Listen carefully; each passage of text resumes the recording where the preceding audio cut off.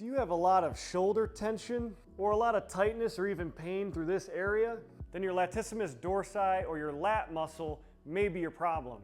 In this video, I'm going to show you a simple way to reduce tension in your lat muscle, but also strengthen and reinforce the changes we make so you can have long-lasting relief. And I'm going to show you how using my functional mobility formula. This proven formula is how I rehab all of my patients in the clinic, regardless of what muscle, joint, or nerve issue they may have going on. So let me show you how to use it when it comes to our lat muscle. Let's dive in.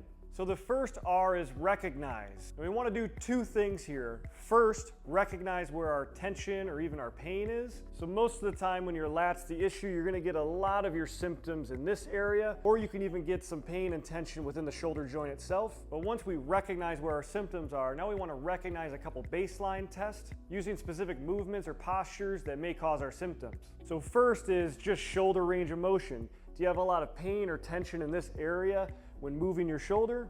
Or one of my favorite tests is just sitting up against a wall and just going right overhead. Can you touch your hands to the wall? Or do you find a lot of pain or stiffness when trying to do this? Then your lats may be your issue. Once we recognize, now we're ready to move on to the next step. The next R in the formula is reduce tension. Specifically, we're going to reduce lat muscle tension, and we're going to do that using a squat rack, or you can use a door frame at home. And let's say I want to loosen up my left lat. I'm going to hold on to the edge of the squat rack. I'm going to squat down. I'm going to think about driving my rib cage backwards as I protract that scapula. From here, I already feel some tension, and we're just going to do some simple breathing. So I'm trying to breathe in through the nose, trying to expand into that tension. And as I breathe out, I'm trying to see if I can go deeper into that stretch. If you find a lot of tension right here, you're going to park it, do a good 10 to 15 breaths, trying to get further and further. But if you don't feel a ton of tension here, you're going to rotate your opposite shoulder towards the squat rack. And now I really feel this enhanced stretch to this area. And you guessed it, we would just breathe in through the nose, out through the mouth. Now I'm driving back and trying to rotate further to really expand and open up not only the rib cage, but also elongate the muscle at the same time. And of course, if both sides are tight, don't discriminate, move on to the other side. After we reduce the tension, we're ready for the next step.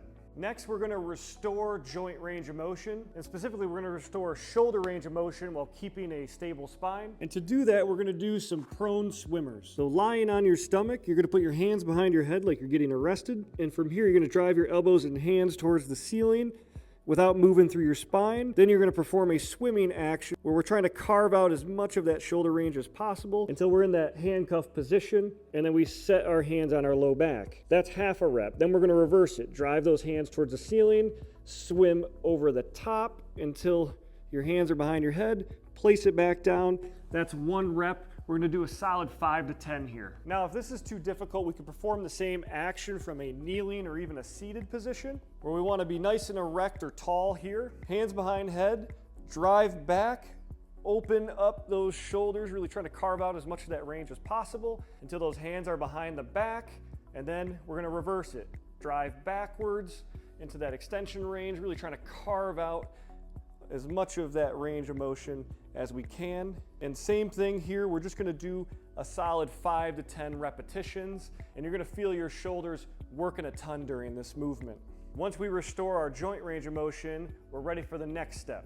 The final step, we're going to reinforce the changes we just made with a strength and stability exercise. So you're going to grab a medium dumbbell or kettlebell. I got a 30-pounder here. You're going to lie on your back and punch the weight out in front of you. And then not many people know this, but if you have a tight lat, it becomes a potent lumbar extender, so it can actually lead to some low back pain too. So we want to make sure our back is flat. The easiest way to do that is come up into what we call like a 3-month supine position. Once my back is flat here, we're going to slowly reach the weight overhead until I feel a ton of tension through my lats.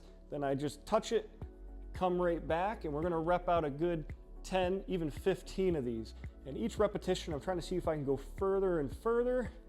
By the end of this, I should be able to touch the ground no problem. And that's when we really know we're not only lengthening the lats, but we're also strengthening them through that length. And that's what's really going to reinforce these changes long term.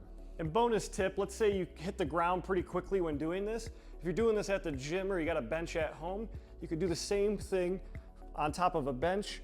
Now you can go beyond that parallel plane until you feel that tension, touch it, come back, and then you probably guessed it, you'd want to go further and further with each repetition.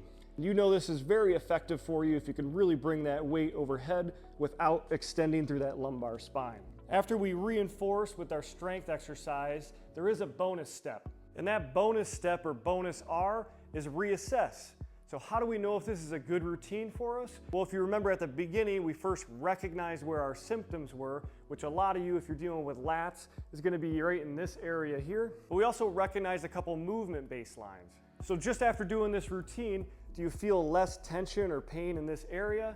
If so, then you really know this is a good routine for you. But that's not all. If your symptoms still feel about the same, did our function improve afterwards?